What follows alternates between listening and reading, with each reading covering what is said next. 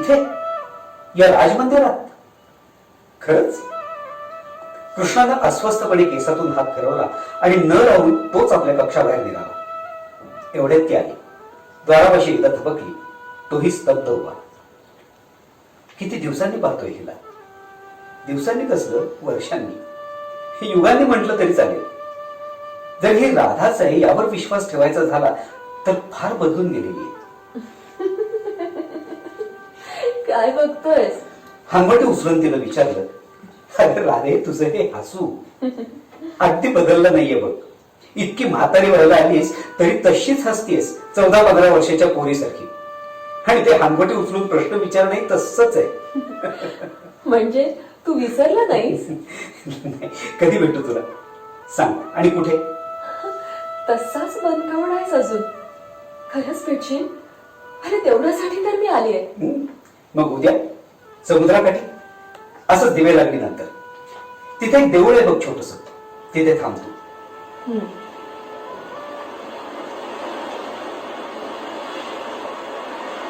त्या लहानशा देवळात कोणीतरी दिवा लावला होता.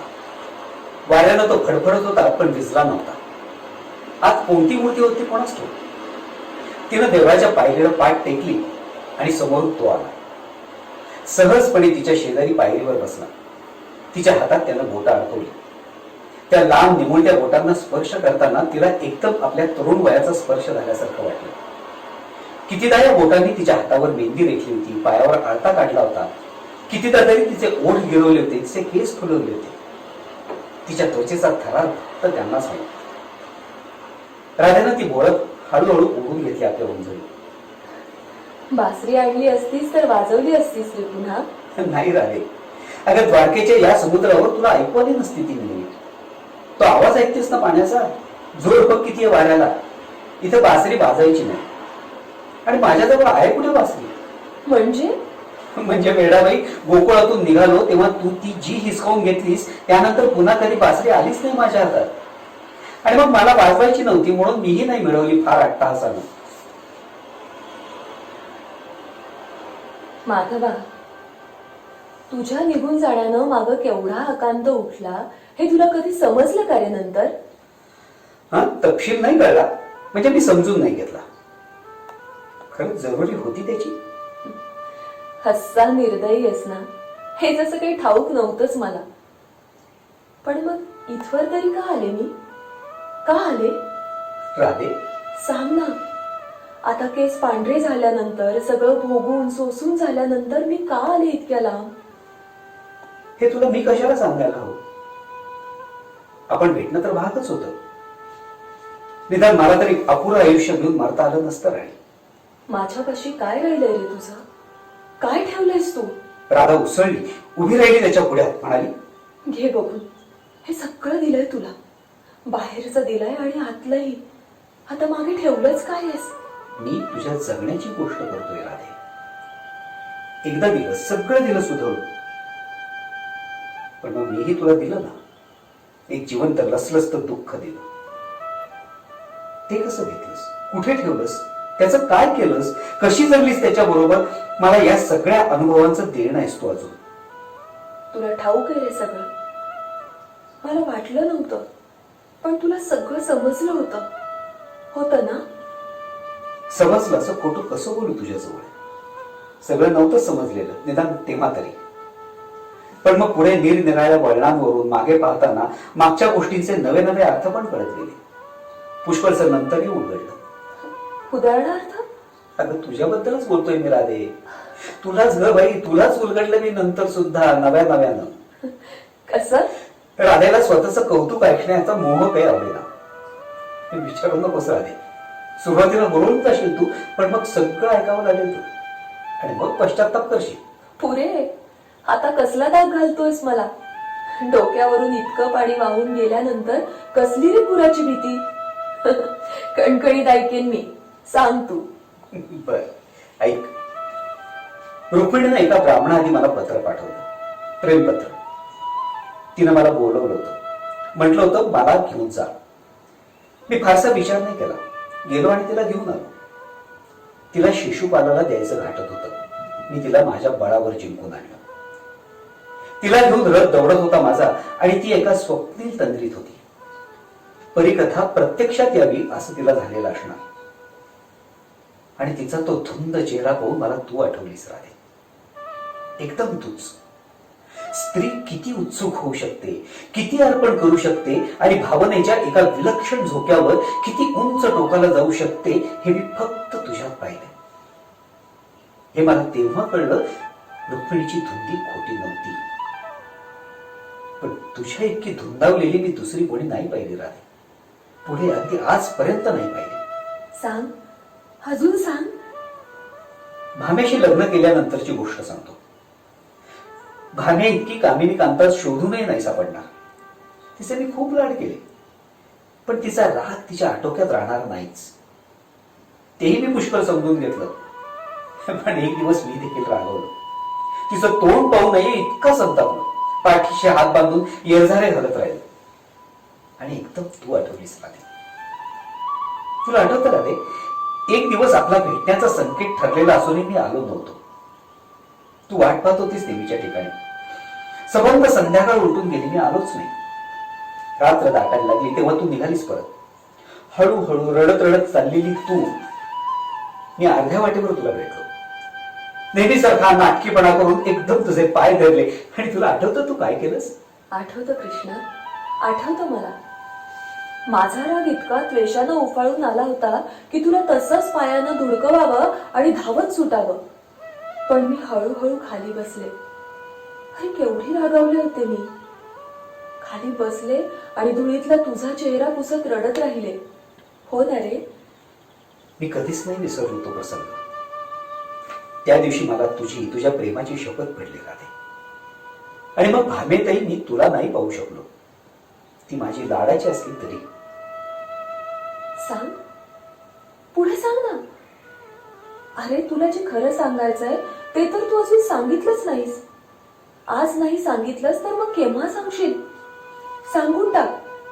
हेही ऐकायला आलीये मी. एवढं ओळखतोस तू मला आणि मला काही सहन होणार नाही असं अजूनही वाटतंस तुला? कृष्णाने एकदम उत्तर नाही दिलं.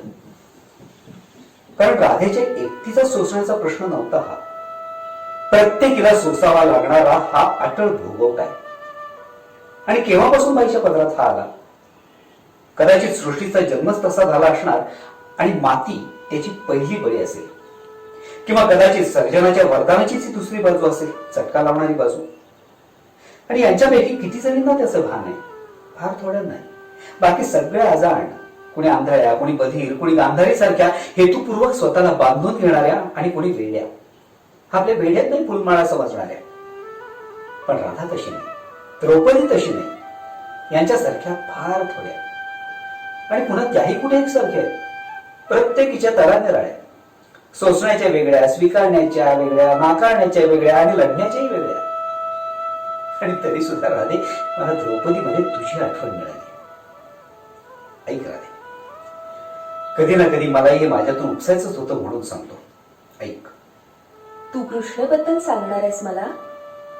राधेनं विचारलं आणि कृष्ण चमकला. हिला किती माहितीये? त्याला आठवलं त्यानं राधेला एक सुवर्ण कंकण दिलं होतं. तिच्या नकळत तिच्या मागे उभारून तिच्या पदरात टाकलं होतं. तिने चक्रीतून वळून पाहिलं देखील. तेव्हा कृष्ण मजेत अपेक्षेनं पाहत राहिला तिच्याकडे. त्याला वाटलं ती आनंदून जाईल, मिठी घालेल गळ्याला.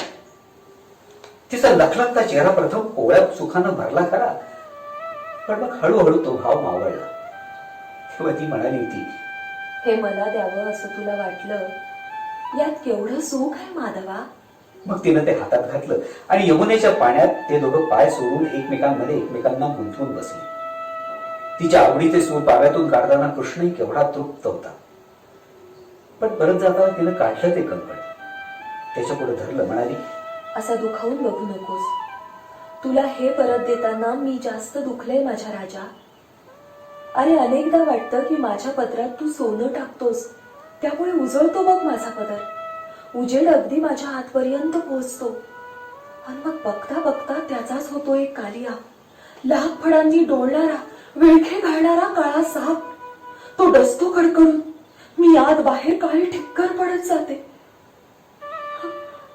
माझ्यासारख्या बायकांचं हे नशीबच आहे. तू जाणून बुजून हे का करतोयस? परीक्षा पाहतोयस माझी? उद्या लाल पाठ घेऊन आले तर मग डोळ्यात पाणी आणशील, चंदन लावत राहशील, माझ्यापेक्षा जास्त तळमळशील. की हे सगळं हवंच आहे तुला व्हायला? हेच द्रौपदीनं विचारलं होतं. अगदी हेच शब्द होते तिचेही, की हे हवंच होतं तुला व्हायला. तिचा प्रश्न हाच होता, पण त्याचा संदर्भ केवढा भयानक होता. त्याला वाटलं एका क्षणी राधेच्या प्रार्थनाकडे त्यानं सरळ पाठ फिरवली खरी, पण मग फिरून द्रौपदीच्या रूपानं राधेचाच भोग त्याच्या पुढे विराट होऊन उभा टाकला. त्यानं कृष्णाला तसं पाठ फिरवून जाऊ दिलं नाही. राधे, कौरव पांडवांच्या द्यूताची हकीकत तू ऐकली असेल ना? तू द्रौपदीची लाज राखलीस माहितीये मला, पण माधवा हे तू होऊच कसं दिलंस? मी ऐकलं तेव्हापासून अस्वस्थ आहे. तुझ्याशी बोलण्याच्या गोष्टींमध्ये ही एक होतीच बघ. अरे तू इतक्या उशिरा कसा जागा झालास? कसा त्या दुष्टांना घालू दिलास तिच्या पदराला हात? इतका अंत पाहिलास तरी कसा? की तूही शेवटी पुरुषच ठरलास कृष्णा. राधे, माझ्यापाशी याचं उत्तर नाही, पण पुढे एकदा द्रौपदीने मला हेच विचारलं होतं. वनामध्ये तिला भेटलो तेव्हा चकित झालो. द्यूत सभेनंतर प्रथमच पाहत होतो तिला. अगदी साधा वनवासी वेश तिचा आणि मोकळे केस. तिचं ते अलंकार विहीन रूप पाहताना मन अगदी भरून आलं. तिचा चेहरा नेहमीसारखा चमचमत नव्हता. साईचा तजेला असावा असा एक स्निग्ध ओलसर तजेला होता त्यावर. आणि डोळे यमुनेच्याच एखाद्या डोहा इतके खोल. पण मला वाटलं की युवराज्ञी द्रौपदी आणि महाराणी द्रौपदीपेक्षा तिचं हे साधं शृंगाराशिवायचंच रूप किती मधुर आहे असं वाटलं आणि माझा मीच समजलो. बहुतेक पुरुषांना स्त्री आवडते ती अशीच. तिचा अभिमान, तिचा तेजस्वी वावर, तिचा लख्खपणा थेट सोसत नाही पुरुषाला. ती थोडी मऊ असावी. आपण तिच्यासाठी जे केलं त्यानं तिचा कडकपणा थोडा मोडावा, सूत जरा तलब व्हावं असं तर मला नाही ना वाटत. आणि मी खरंच चमकलो. द्रौपदी म्हणाली, तू हे सगळं पाहत होतास तरी मी म्हणेपर्यंत तुझा हात उचलला नाही. मी सत्याला झोंबले, आकांत मांडला मी न्यायासाठी, पण तुला माझं ते तडफडणं पाहून मला न्याय द्यावासा वाटला नाही. त्या षंडांच्या सभेमध्ये मी स्त्रीच्या प्रतिष्ठेसाठी जीव पाकडला कृष्णा, पण तुला माझ्या त्या धडपडीचं सार्थक करावंसं वाटलं नाही. तू मला तुझा धावा करायला लावलास, तुझ्या विनवण्या केल्या मी, आणि मग तू पावलास, कृपावंत झालास, आणि मग मोठ्या चमत्कारानं झाकलीस माझी लाज. का केलंस असं दीनदयाळा? अरे त्या सभेमध्ये माझी लाज आधीच उघडी पडली होती, आधीच चिंता झाल्या होत्या तिच्या. कोणी नव्हतं मला, माझे सासरे नव्हते, नवरे नव्हते, आणि तूही नव्हतास कृष्णा. त्या क्षणी मी होते फक्त एक बाई. माझ्या स्त्रीत्वासाठी मी तडफडले, पेटले. तू त्याची प्रतिष्ठा राखलीच नाहीस कृष्णा. तू ऐकलीस फक्त मी केलेली तुझी स्तुती, ऐकलास माझा धावा, आणि भक्ताच्या हाकेला धावून जाण्याचं तुझं ब्रीद पाळण्यासाठी तू आलास, माझ्यासाठी नव्हे. माझ्यासाठी यायचं असतास तर आधीच तू हे सारं घडूच दिलं नसतंस. की तुला हे सगळं असंच घडायला पाहिजे होतं. कशासाठी कृष्णा? का म्हणून? तिनं हे विचारलं आणि मला वाटलं की तूच माझ्या पुढे उभी आहेस, तू विचारतेस हा प्रश्न. कारण तुला सोडून मी निघून आलो गोकुळातून, आणि नंतर तुझं काय झालं असेल याचा मी विचार सुद्धा केला नव्हता. पण द्रौपदीनं तो प्रश्न केला आणि वाटलं तुझ्या वाटचा हा प्रश्न द्रौपदी आता मला विचारते. पण मी उत्तर नाही दिलं तिला. का? उत्तर नाहीये या प्रश्नाला? उत्तर आहे राधे, पण हे उत्तर बाईला स्वीकारता येत नाही, आणि सोसलेल्या बाईला ते स्वीकारण्याचं कारणही नाही, म्हणून ते उत्तर द्यायचं नसतं हे मला माहितीये. खूप गोष्टी तुझ्यामध्ये पूर्वीच्याच सापडतात मला अजून देखील. पूर्वीही असाच होतास. उत्तराची एक बाजू अशी फिरवून समोर आणायचास ना, की वाटायचं हा प्रसंग अगदी असाच घडला असेल बघ. पण माधवा, इतक्या वर्षांनी मला एक गोष्ट मात्र समजून चुकलीये. वाटतं की इतर बाजू समजूनही फरक पडतच नसतो फारसा. घटना तर घडून गेलेली असते आणि तिला असंख्य बाजू असतात ही वस्तुस्थिती असते. दरवेळी आपल्याला कापतं नव्या बाजूच्या धारेनं. आणि शहाणं व्हायचं म्हणजे तरी नक्की काय रे? दरवेळी नवी बाजू नवी धार. पण जखमांचे अर्थ दरवेळी तेच नसतात राधिके. म्हणून मग त्या जखमेचं काय करायचं याचा निर्णयही दरवेळी वेगळा असतो. तिला नकार द्यायचा की स्वीकार करायचा, तिचा प्रतिशोध घ्यायचा की तिला क्षमा करायची, हे सगळं दरवेळी निराळं ठरतं. आणि ते ठरवताना मात्र त्यासाठी सर्वस्वी जबाबदार आपण असतो. आपण असं म्हणतोस. मग एक विचारू तुला. विचार. कृष्णाची लालूच कर्णाला दाखवलीस, त्याची जबाबदारी कुणाची रे? कृष्णाचे ओठ निशब्द हलले. राधे, मी चुकलो, मला क्षमा कर. मी कोण तुला क्षमा करणारी? अरे मी ऐकलं तेव्हा क्षणभर तिच्यापेक्षा स्वतःला भाग्यवान समजले. म्हटलं की माझ्याकडे वळूनही न पाहता गेलास. अरे पण माझ्या जवळ एक जुन्या क्षणांची पुरचुंडी होती दिवस काढायला. पण तिनं काय करावं? जिच्या केसांची आठवण ठेवून चिष्टाईला गेलास, जिच्या मनात आपल्या प्रेमाची खून दिव्यासारखी ठेवून निघालास, तिचाच की रे सौदा केलास. तिच्यासाठी हा अपमान केवढा असेल. आणि कृष्णा, तीही केवढी मोठी. तिने सगळं सहज बंद केलं मनात. तू दिली असशील सफाई, युद्ध, धर्म, राजनीती यांच्या मोठमोठ्या गोष्टी केल्या असशील. ती काय समजली नसेल? अरे जी द्यूत सभेतल्या तुझ्या चमत्काराचा अर्थ समजू शकते, तिला या प्रसंगाचा अर्थ समजलाच नसेल. पण तिनं तेही गिळलं माधवा. प्रेम फार जहरी असतं रे, फार कडू असतं गिळायला. मला विचार, तुला गिळता गिळता माझा रंगच बदलून गेलाय बघ. पाहतोयस ना? कृष्णानं तिचे हात ओढून घेतले आपल्या गळ्याशी. राधेचं गोरे पण खरंच पूर्वीसारखं राहिलं नाही. किती राबली ती, किती सुखी झाली तिची कातडी. तिच्या हातावर हलकी बोटं फिरवत कृष्णानं क्षणभर डोळे मिटून घेतले आणि त्याला वाटलं की आता ते उघडूच नाहीत. तिच्या मांडीवर डोकं ठेवून शांतपणे डोळे मिटून पडलेल्या त्याच्या चेहऱ्याकडे राधा कुतूहलानं पाहत राहिली. का हसतेस ग राधे? काही नाही रे, तुझ्याकडे पाहताना खुळ्यासारखं काहीही वाटलं की आता तुझ्या चेहऱ्यावर जी जाण आली आहे ना, ती पाहून लोक आता तुझं रूप निश्चित करू शकतील. पूर्ण पुरुष म्हणून तुझं शिल्प घडवायला अगदी योग्य आहे बघ आता तुझा चेहरा. पण मला खुळीला या चेहऱ्याचं हसू येतंय. आणि पूर्वीच्या त्या तुझ्या अनिश्चित, हलत्या आणि बदलत्या नागडोळ्यांवरती किती जीव टाकलाय मी. मग होऊ का पुन्हा तसाच? वर छान चंद्र आहे पौर्णिमेचा, पाणी आहे शेजारी आणि रात्र आहे. एकटे होत आपण पुन्हा तसेच. माझी तर हरकत नाही पुन्हा प्रेम करायला. चेष्टा नको रे. आता तू जरी तसा झालास तरी मी झालीये जगून जगून जुनी. तुझं नवे पण सोचणार आहे का मला? आणि प्रेमच करायचंय तर ते करतोच की आपण. तुझ्या पूर्णत्वाचं मला हसू आलं ते मला नकोय म्हणून नव्हे. मला वाटलं की तुझ्या पूर्ण होण्याशी माझा अगदी संबंधच नाही राहिला. ही किती गमतीची गोष्ट आहे. इतक्या अलिप्तपणे पूर्ण पुरुष होत गेलेल्या तुला मी पाहू शकतेय, याचंच मला हसू आलं. तुझ्या फक्त अपुरेपणाशीच माझं नातं होतं हे सत्य समजलं म्हणून हसू आलं. नाही राधाराणी, अगं आपल्याला पूर्ण सत्य नाही समजलेलं. आपण पुन्हा एकच बाजू पाहतो आहोत घटनेची.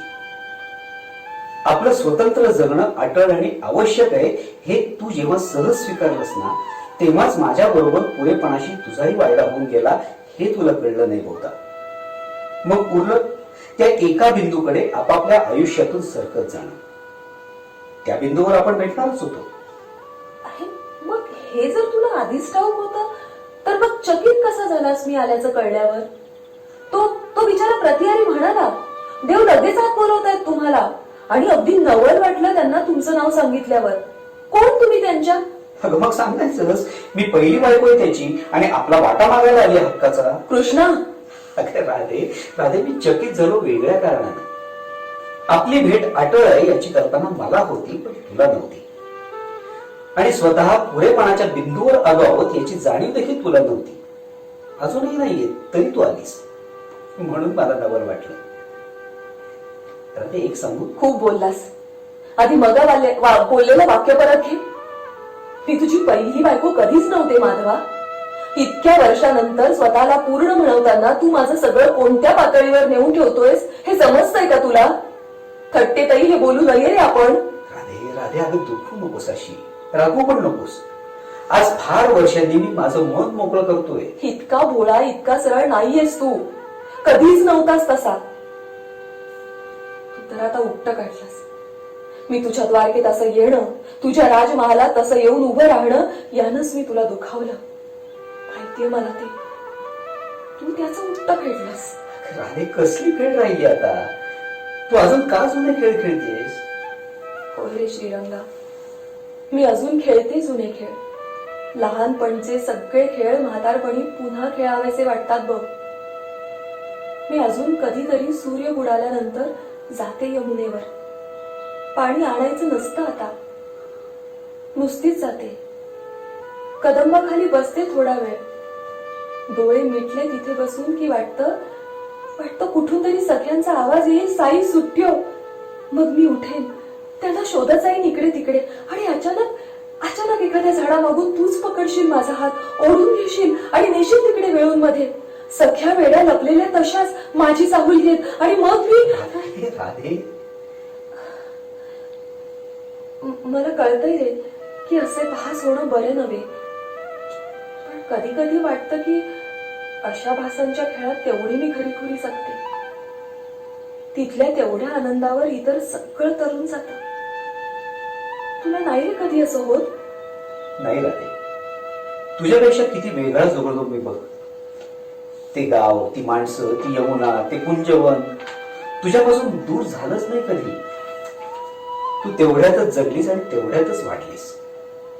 मी कुठे कुठे गेलो, किती वर खाली आलो, माझ्या सगळ्या जगण्याला व्यापून उरण्या एवढं गोकुळ मोठं नव्हतं राधे.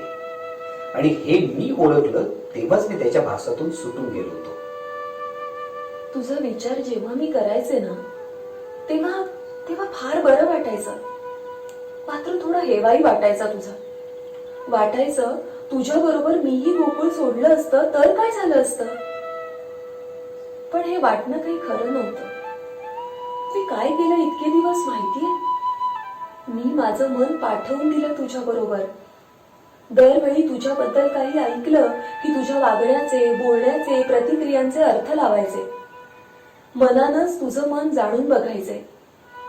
एकदा वाटायचं तू दुष्ट. हे सगळं मी जवळून अनुभवलं असतं जर तू मला तुझ्या सोबत घेऊन गेला असतास तर. आणि असतीस तू. तू गेलास तेव्हा दुःखानं असा फोडला होता ना जीव की दरवेळी नव्या उमाळ्यानं वाटायचं मी धावलेच असते. पण मग नंतर भर ओसरला, पिसेपणा कमी झाला. मग कळलं की माझी मुळं तर गोकुळातच आहेत. ती उचलून मी कुठे रुजायला जाणार. तू तर आभाळासारखा होतास. जिथे जाऊ तिथे असणारच होतास. कितीही वाढू शकणारा होतास. मी आपली भुईची वेल. मला तुझ्या ऊन वाऱ्याचा स्पर्श पुरे. मी आले नसते रे, मुळीच आले नसते मी. चल राधे, जरा पाय मोकळे करू. अवघडले असशील ना बसून बसून. राधा त्याचा हात धरत उठली. मंद चमकणाऱ्या वाळूमधून दोघं मूकपणानं चालत राहिली.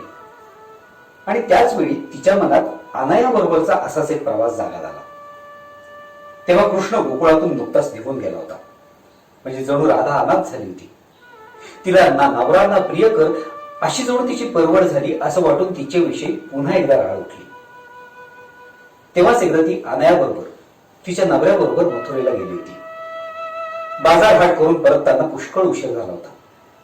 इतक्या उशिरा नवऱ्याबरोबर यमुनेकाठी चालण्याची तिची बहुधा ही पहिलीच वेळ असेल.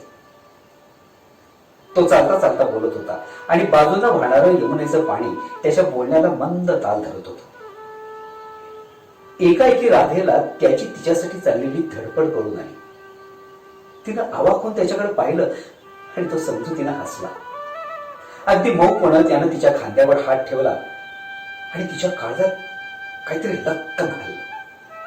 आत्ता तिला अनयाची आठवण झाली आणि वाटलं अनयामध्ये आपण पुन्हा कृष्णाला पाण्याचा अट्टास केला नाही हे आपलं शहाणपण खरं. राधे, एक सांगशील, मधल्या इतक्या वर्षात सुखी होतीस? त्या प्रश्नातल्या बालिशपणामुळे राधा थक्क झाली. हा प्रश्न तिचा माधव तिला विचारू शकतो हेच मुळे तिला पटेना. राधे, मी विचारतोय तुला, तू सुखी होतीस मधल्या काळात? कसला तुझा प्रश्न रे? मी सुखी होतेही आणि नव्हतेही. तुला काय वाटलं, तू मला सोडून ताडकन निघून गेलास एक दिवस म्हणून मी अखंड तुझ्यासाठी रडत राहिले असेल, की तुला विसरून पुन्हा अनयच्या घरात रमून गेले असेल? पण माझ्यासाठी दोन्ही गोष्टी अशक्य होत्या माधवा, हे तुलाही ठाऊक आहे ना? कारण माझ्यासाठी अनयचं उबदार मन हे एक वास्तव होतं. तुझं दाट निळं प्रेम हेही एक वास्तवच होतं. एक पार्थिव होतं, दुसरं नव्हतं. पण माझ्या मुठीत तर दोन्ही होतं. मी का सुखी नसावं? सुखीच होते मी. नव्हतीस राधे, नव्हतीस. एक सत्य तुला त्यावेळी कळतं ना, तर तू खंत केलीच नसतीस. अगं, तू स्वतःच तुझ्या सुखाचं मिरवणेस बये. अगं, हे तुला कळतं ना तर. बापरे, मी मी होय की मी माझं अस्तित्वच एक मिरवण आहे. नाही रे, हे हात पाय, हे केस माझे, हा चेहरा, खरंच हे हे सगळं प्रेमच मिरवते मी कायमची. राधा स्वतःकडे पाहत राहिली. मग एकदम म्हणाली, यशोदामाईंनी ओळखलं होतं हे. आई ना? हो, तेव्हा ती मरणाच्या दारात होती कृष्णा. सगळे भेटून जात होते. मी गेले तेव्हा तिनं ओढून जवळ घेतलं मला. काही वेळ नुसतीच बसून होते. इतकी वाळली होती रे माई की क्षणभर वाटलं जिवंत तरी का म्हणायचं हिला. राधिके, हो रे. मला म्हणाली, पोरी लक्षात ठेव, एक तू आणि एक मी, त्याला आपल्याशिवाय जगात दुसरं कुणी त्याचं म्हणून नाही. मी काही त्याला परत पाहणार नाही, इच्छाच नाही उरली. पण तुला जर कधी काळी वाटलं त्याला बघावंसं तर पाय मागे घेऊ नकोस, मान अपमान ठेवू नकोस. लक्षात ठेव की ते उपकार नसतील त्याचे. त्याला भेटलीस तर त्यालाच सुखानं मरता येईल. आता उठ, समोरची ती पेटी उघड, उचल साखळ आणि आतलं गाठोडं काढ. लहानसं लाल कापडाचं बघ. हा, ते जा घेऊ. जा आणि पुन्हा येऊ नकोस. मी घाबरत विचारलं, हे काय आहे बाई? तिनं उत्तर दिलं नाही. डोळे मिटून हातानं नुसतं जा म्हटलं. मी तशीच आले घरी. विचारलं नाहीस काय होतं त्यात ते? माहितीये मला राधे, माझं लहानपण तिनं तुझ्या स्वाधीन केलं. हो रे, त्यात तुझी अंगडी टोपडी होती, कुंच्या होत्या, वाळे पिंगल्या सुद्धा होत्या. आणि राधे, तरी राहिला कसा ग तुझ्या मनात तो सर? कसा राहिला संकोच? कारण मी सांगतो, समजून घ्यायचं, खंत नाही करायची आणि रडायचंही नाही. सांग. कारण तू यशोदे इतकी मोकळी होऊ नाही शकलीस. ती तिच्या प्रेमातूनही मोकळी झाली. माझ्यावरच्या तिच्या प्रेमाला अगदी कोणतंच बंधन उरलं नाही. ती तशी एकमेव बाई माझी आई होती.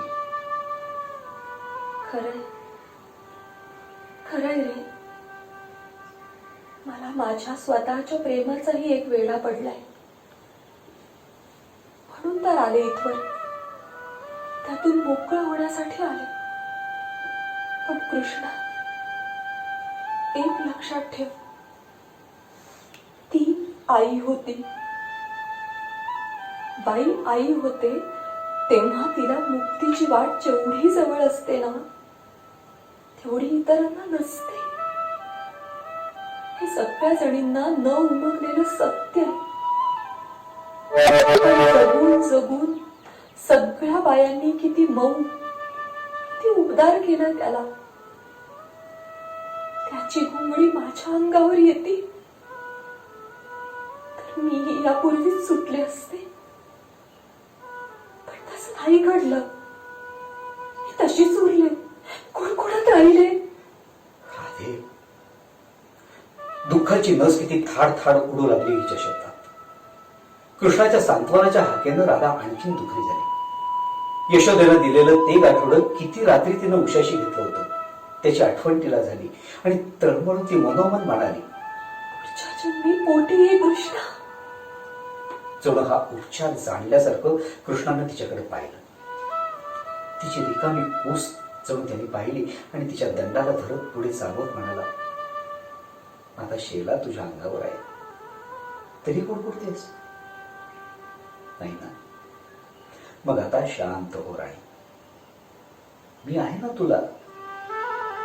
मी आहे.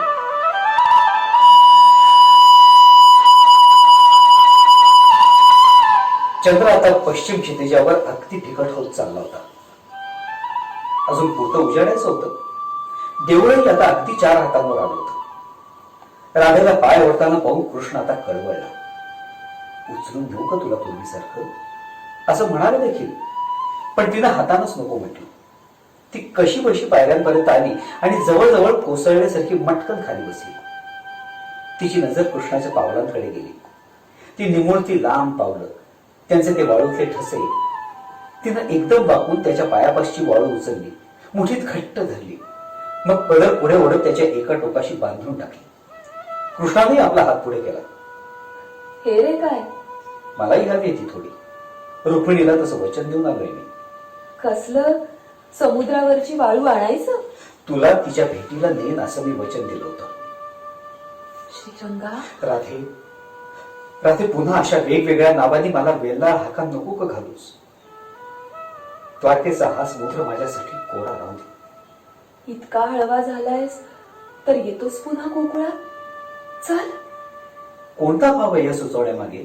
कृष्णाला ते कळलंच नाही. तो खाली वाकला. तिचा चेहरा ओंजळीत धरून क्षणभर उभा राहिला. मग सोडून दिलं त्यानं तिला. तिनं हात उंचावले, त्याचा शेला पुन्हा त्याच्या खांद्यावर दिला आणि त्याच्या हाताची मूठ मिटत म्हणाली, वाळू नाही, पण ही शिंपली मिळाली बघ छानशी, ही जागी हो. त्यानं तळवा पसरला. एक किंचित गुलाबी झाकेची चिमुकली जोड शिंपली त्याच्या हातावर होती. डोळे मिटून काहीतरी मोठं त्यानं आत परतवलं आणि म्हणाला, येतो राधे. निरोप मी घ्यायचाय कृष्णा. मी आले तुझ्याकडे. ही भलतंच आहे तुझ्या मनात. पण आता कृष्ण उत्तर द्यायला तिथं थांबलाच नाही. मागे वळूनही न पाहता तो झपझप चालत दूर जात राहिला. त्याला पाठवर जाताना पाहून राधेला दाटून आलं. त्या अजूनही निरंजन किनाऱ्यावर ती एकटीच त्याला पाठवर पाहत होती आणि ते विलक्षण दृश्य पाहण्यासाठी सूर्य आता क्षितिजावर येऊन उभा होता.